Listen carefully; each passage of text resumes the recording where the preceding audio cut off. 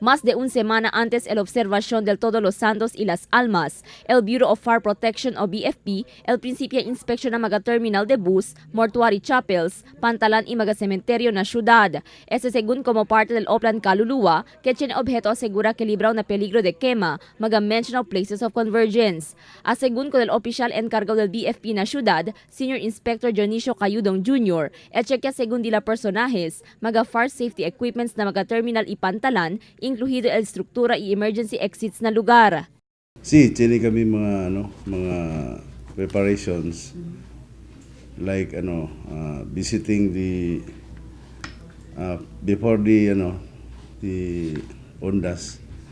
We conduct inspection usually sa mga bus terminal.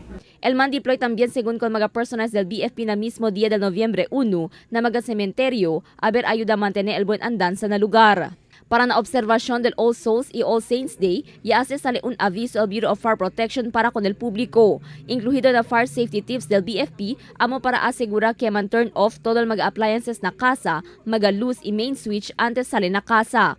Mayoría según causa del quema, konektaw na elektrisidad base na records del BFP.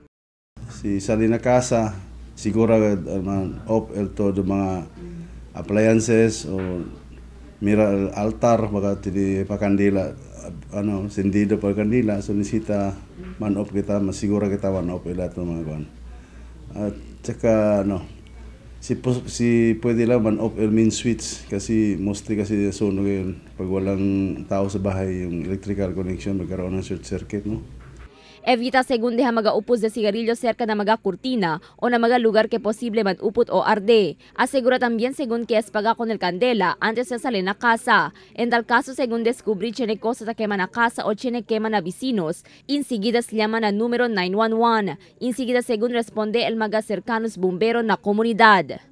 Crystal Almonia, Dateline Zamboanga.